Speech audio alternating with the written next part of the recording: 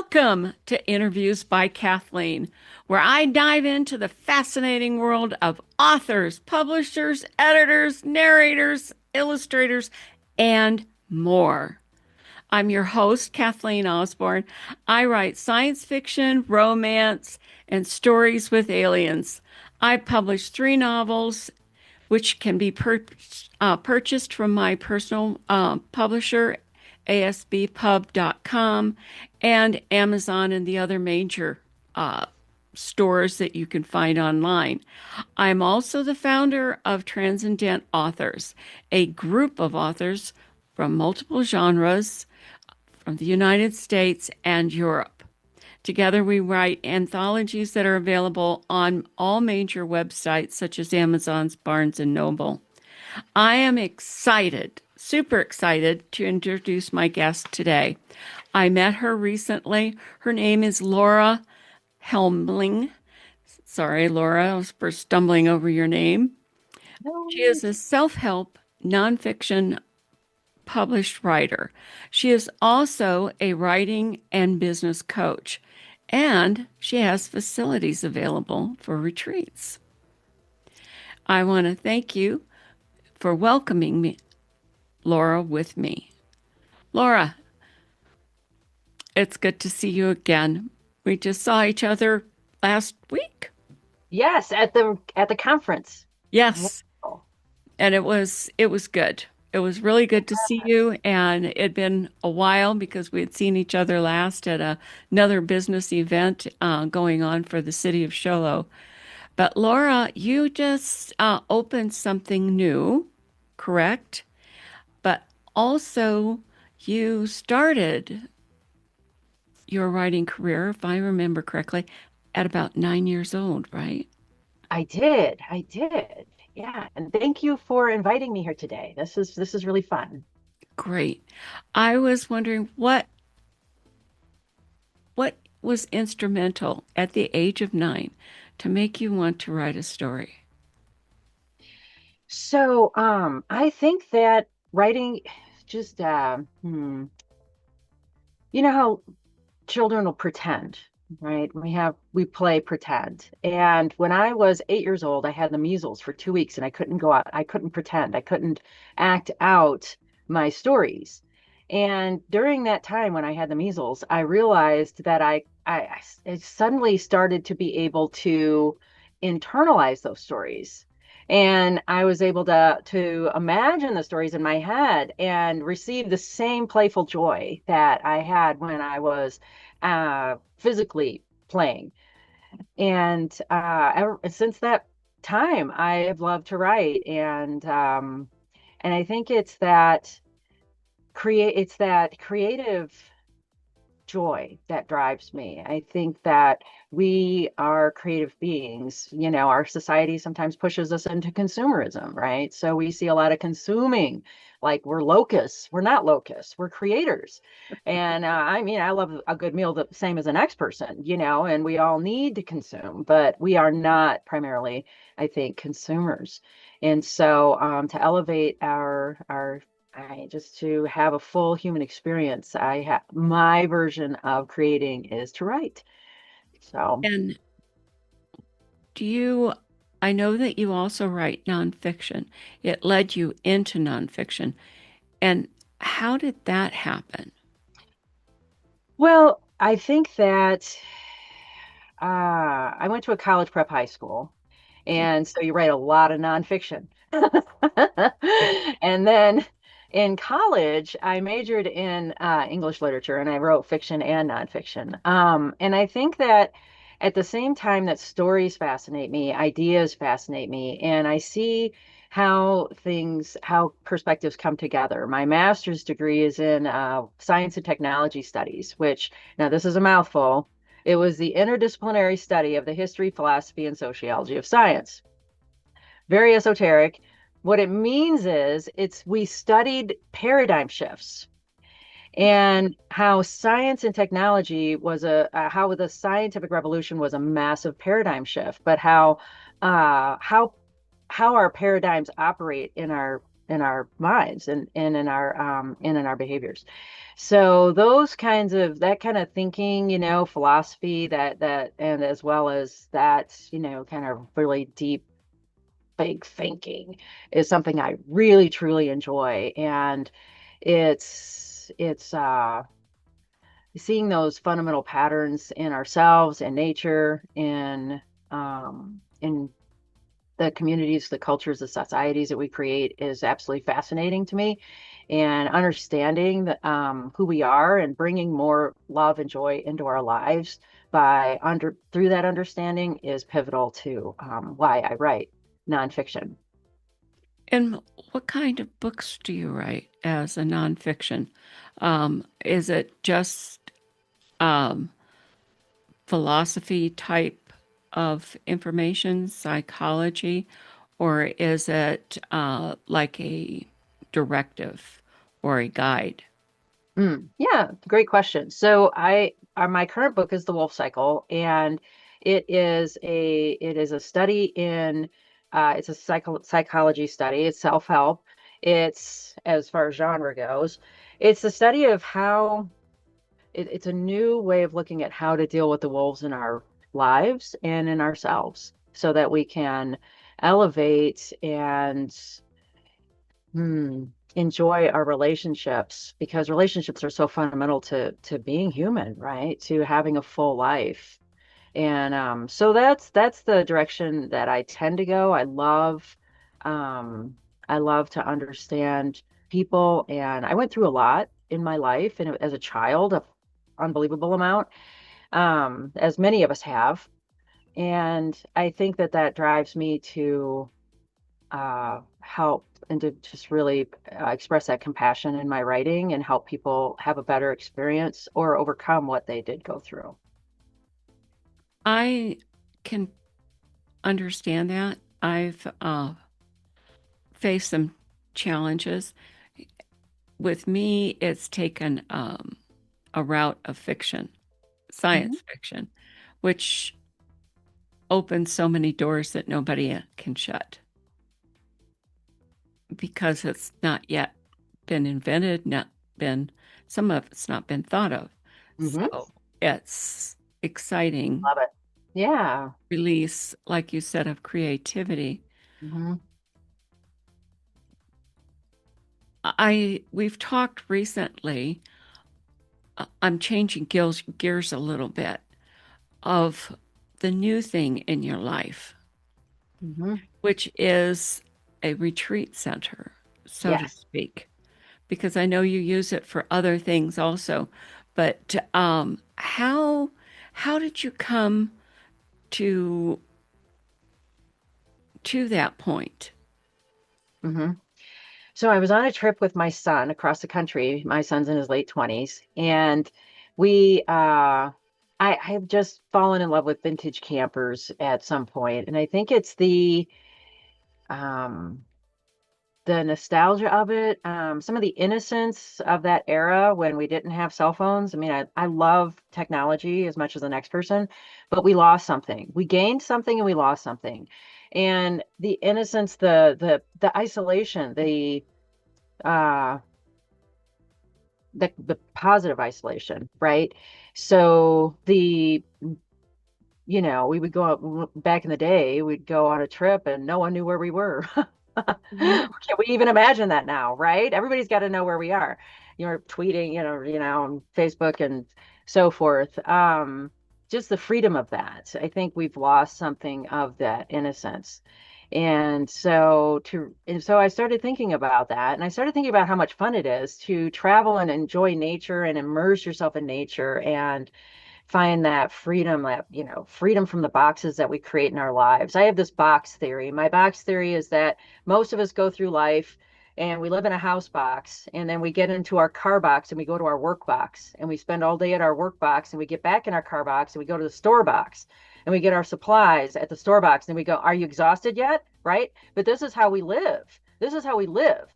But human beings, we were not designed to live in boxes all the time, right? And so getting out of the box, and nature is so wide open space, bigger than we could we sometimes we think we're so much bigger than we are, right? So we're not very big when you're looking at a mountain. We're not very big when you're looking at 50 miles of open space in all directions. And I think that that experience is peace. It brings us peace. It can bring us peace, a stillness that we don't experience elsewhere. So we're on this trip and we went north. We went from the Midwest through the north, heading west. And, we go through South Dakota, Montana, Glacier National Park, and all of these places. And I had a little vintage camper at that time. And I thought, you know what, this is fabulous. But sometimes the vintage camper can slow you down, right? Because it's tough to get those things through the mountains and it's a lot of work. Mm-hmm. So what if I created a place that people could come and enjoy that same experience, but they didn't have to drag the camper with them? So, these are what if questions, these what if questions. What if we could find a place where we're outside of those boxes that we create? I like boxes sometimes too, don't get me wrong, but I just don't want to be in a box all the time. And we need that release from the box. And so that's what the Tickled Pink Flamingos is all about. It's a retreat center. We have a little village of vintage campers that we have that all have names and they've all been renovated and they're adorable. And we're totally off grid. So, I know some people are concerned about EMFs, right? You got this electromagnetic energy. It is way down, right? We have very little of that going on around here. And like I said, just open space. If you see a car drive by, you're like, who is that? Who is that? Do you know that car? I don't know if I know that. Have I seen that car before? And because it's that rare, right? You may see like two or three a week. All right. That's it. And it's just fantastic. The stars are to die for. Absolutely. The Milky Way is out right now because it's summertime. And oh my goodness, it's amazing. Sunsets, just that exquisite beauty lifts our spirits and it opens our minds to new horizons, just being immersed in it. And so the idea is to bring that together and to bring authors into the space where we can explore our creativity and we can expand our horizons as an author. And one of the things that I love to do is to help authors expand their horizons by becoming more public with their persona, right? So I help them get out into the world gently. I actually started my career as a teacher. I was an elementary school teacher for 12 years. So I have an understanding of how to help people make changes incrementally and just, give them that opportunity to grow and to do what they're ready to do, maybe push themselves a little bit further than they're ready, and then readjust, become comfortable, and then push a little further. And that's how we grow. And so people who never imagined themselves to be authors are now telling, writing books and out in the public and doing markets and so forth. And that's what I love to see. I love to see that transformation because every book has fabulous ideas and a beautiful experience in it. But if it doesn't get into readers' hands, it's just what is it, right? What Yeah. is it? And that's so sad. Yeah, because it's if you can't sell yourself, no one will read. A mutual friend that we both have, Paula, is going to be doing an article for me and for one of the newsletters I run. And in it, she's talking about how to display your product, how to display your book, because so many authors don't, and then they don't have success because they don't ask open-ended questions because they're terrified. I've worked with people like you, uh, not like you, but like you work with Like I people. have, right? Yeah, it'd be Uh, tough. I don't know if you'd want to work with a person like me. but so shy, they Yeah. couldn't call somebody by their name if they wore a name tag. Yeah. Literally, Right. couldn't go into a place like Walmart. Person's got their name tag on and they're processing their food, the checker, and they say, "Well, hi, Steve." They can't do it. Mm-hmm. You just Mm-hmm. can't do it. And gotten them to where they could. And so I can identify with the struggle, but also the joy Mm-hmm. of when they can overcome that fear and that um, go through that transformation. And the door opens, the window opens, life opens. Yes. That's so this what you're doing is incredible. Thank you. And I think your dream, your vision is powerful. Thank Because you. we are, even though we have all this digital, we have all these capabilities, more and more people aren't doing face to face. Yes. They're not interacting. If it's so hard for them to imagine going across the country and towing a trailer. And Right. OMG, you did that. And then you got this idea. Why would you ever think of something like that? But I know it happens because it happens to me. Uh-huh. Ideas are wherever we can look and see. And you have taken an idea and run with it. And I think it's fantastic. And then to have your own workbooks to help somebody walk through it. Yes. And ladies and gentlemen, before we got on camera, we were talking about this and how she actually um, will stop when she's on an excursion and basically have a class Mm-hmm. because the need is there right then. Exactly. Exactly. And if you can catch it right then, people expand. Mm-hmm. Minds can expand and accept it and find that they are more than what they thought. Exactly. Exactly. That's exactly it. Yeah. Now, what do you envision for the future? For where you are going? What can you see yourself in 10 years? Yeah, so I think in 10 years, what I would love is to have the retreat center very, very active, where people are bringing their groups in to host retreats, and I'm hosting retreats.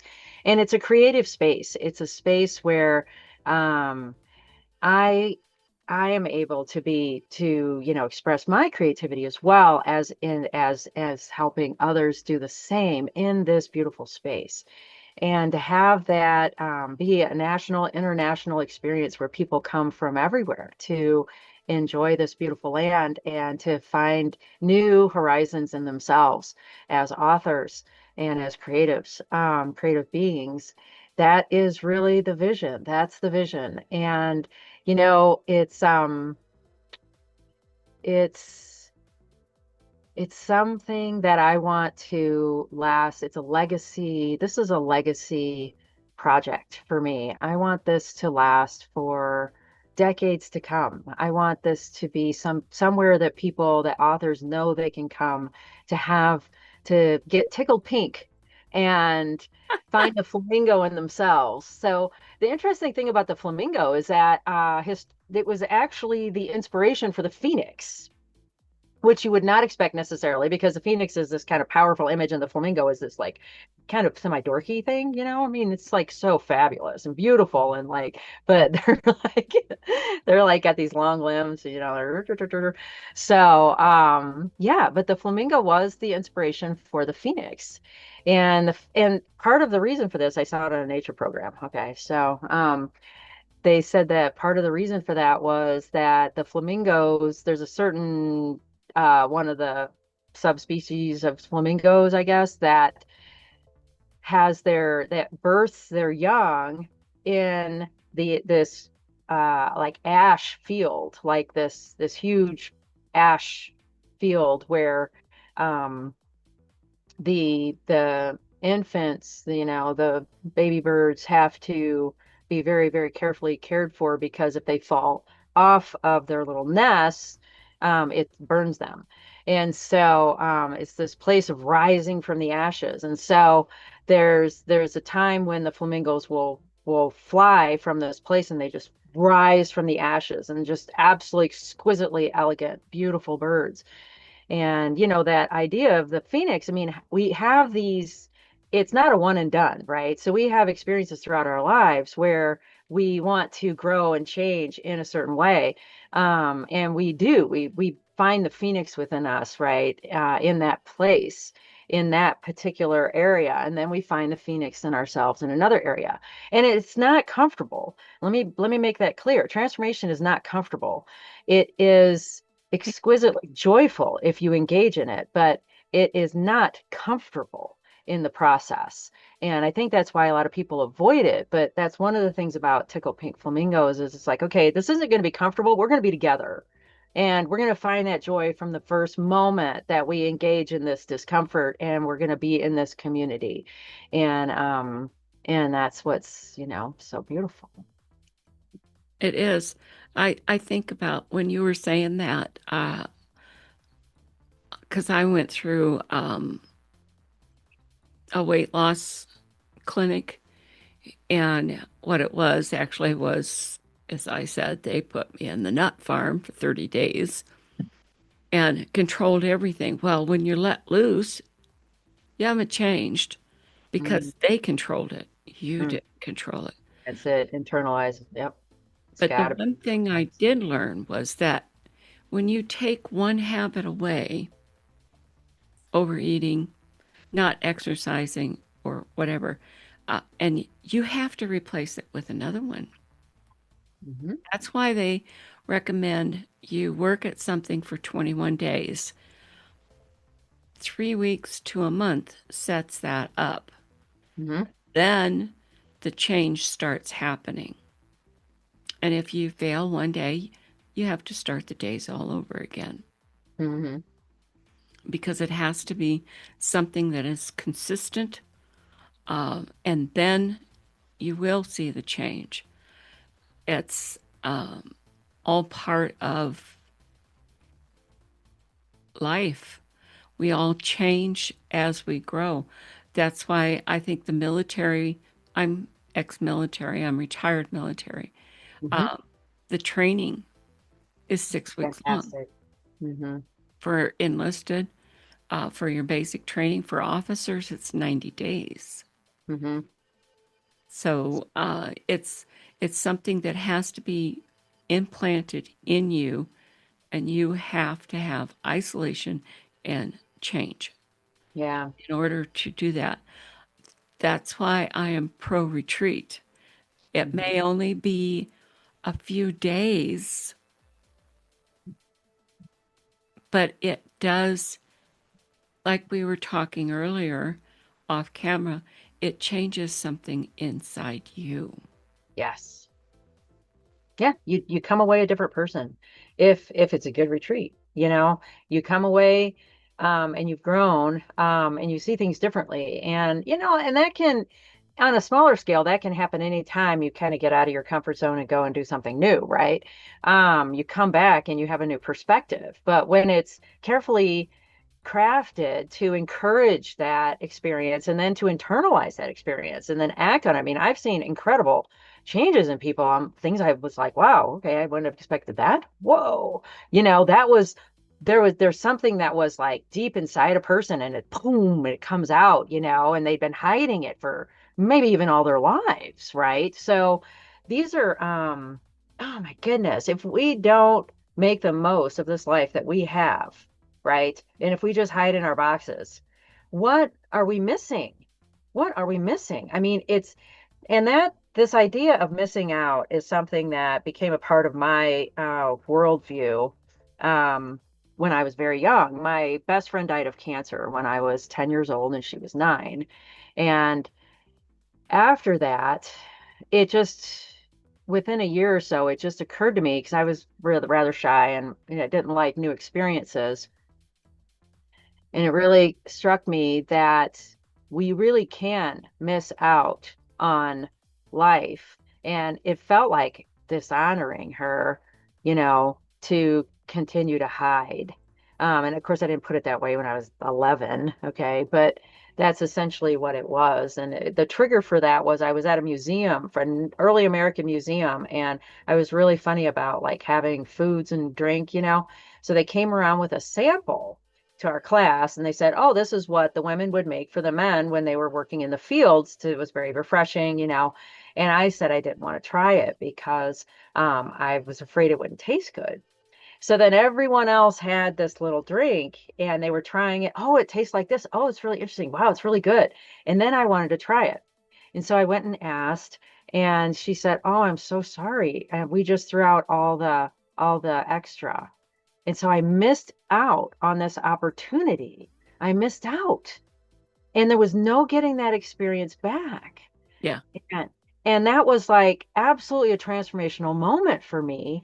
And between that and losing Jenny, um I just like I've never looked back from that moment. I will not waste opportunities in this life. And I think if we really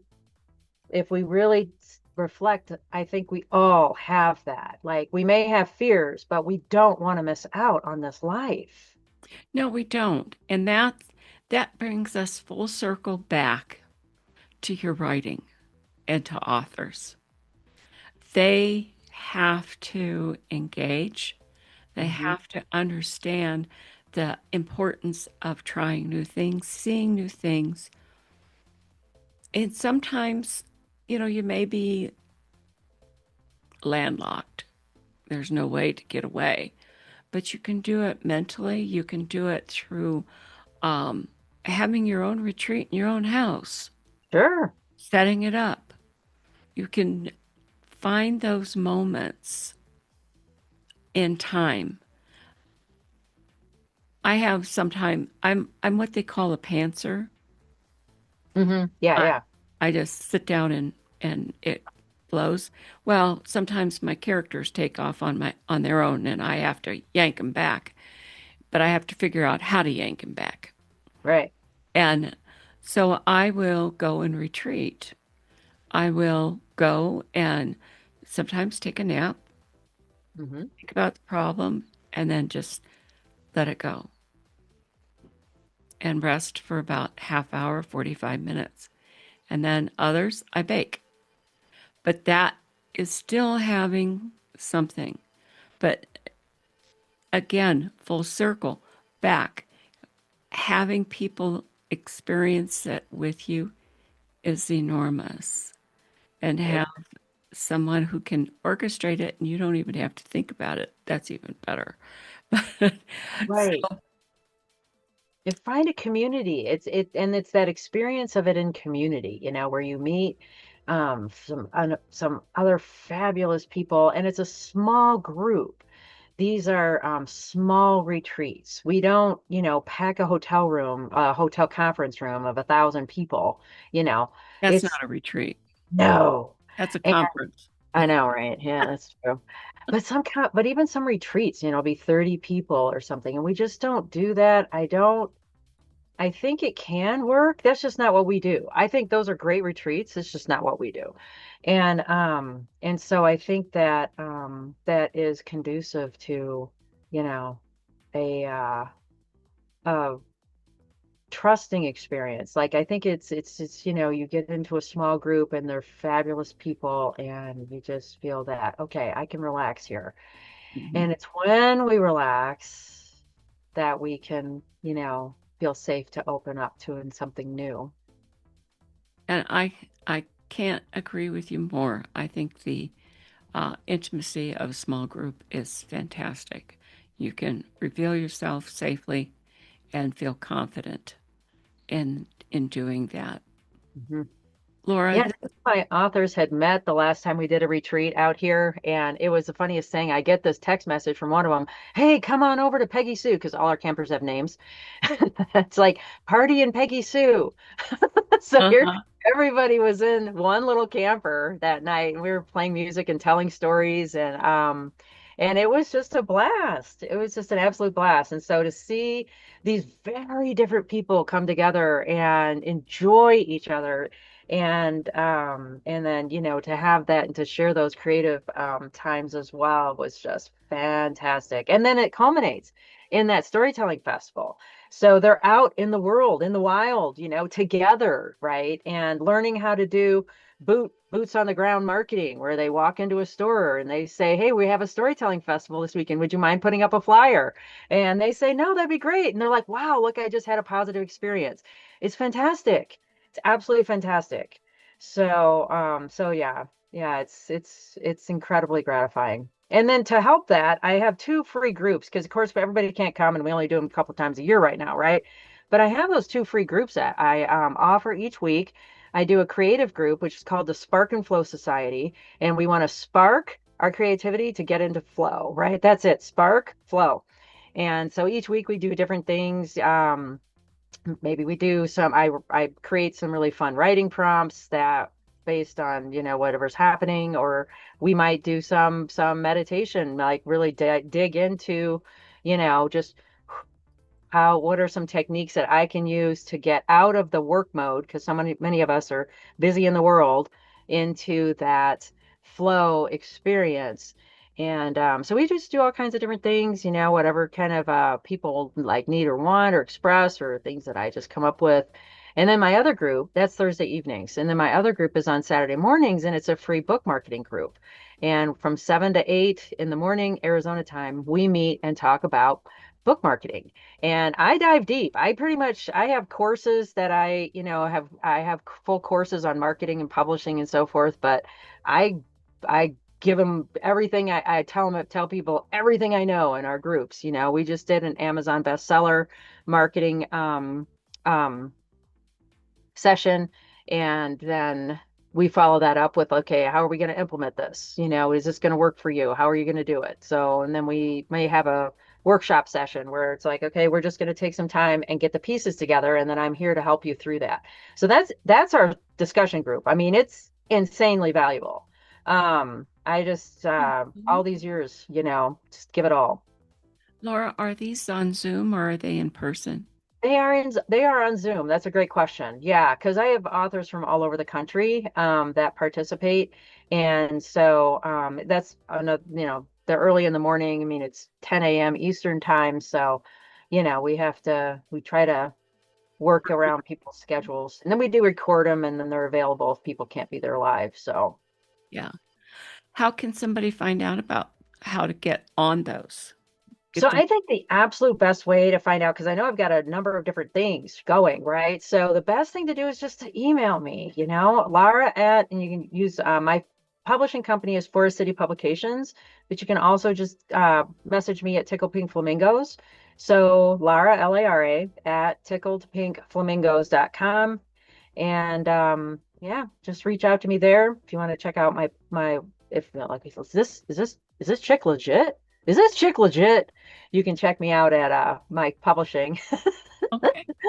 forestcitypublications.com too. And that's my publishing arm and editing and all that kind of good stuff that we do. You can see some of the books that we publish. We do publish, my publishing is very author centered. I should make that very clear. I am not, as you might imagine, being out of the box kind of person. I'm not a big fan of traditional publishing for authors. I don't think it serves authors today. So what I do is I help authors become publishers for themselves. Now, to whatever extent they want to do that. If they want to like learn to be their own publisher, 100%. I'll tell you everything I know. I started off in traditional publishing.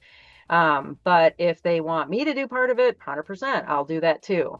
So whatever mix works for someone is what I want. But some things I insist on, obviously, they own their own ISBNs. I do not encourage Amazon ISBNs. So I'm very much kind of like, this is yours. This is yours. So let's own it, and I'll show you how. That's awesome. I can't tell you how much fun this has been talking with you and learning some more about Absolutely. you. And I believe that everyone who listens will learn and enjoy. So Thank you. today, Don't forget to check out the slides at the end for the people that are watching. They will include information about how to contact Lara. So if you missed what she just said, it's going to be written, and myself as well. Upcoming announcements from either of us will be on those slides too. So stay tuned for more exciting interviews and discussions the next time. Laura, again, thank you. Thank you. This has been a lot of fun. I really, really appreciate it. It's a wonderful thing to get to talk to you and speak to all the authors that are listening. It's absolutely very grateful. Thank you. Until next time, everyone. Bye bye. Bye.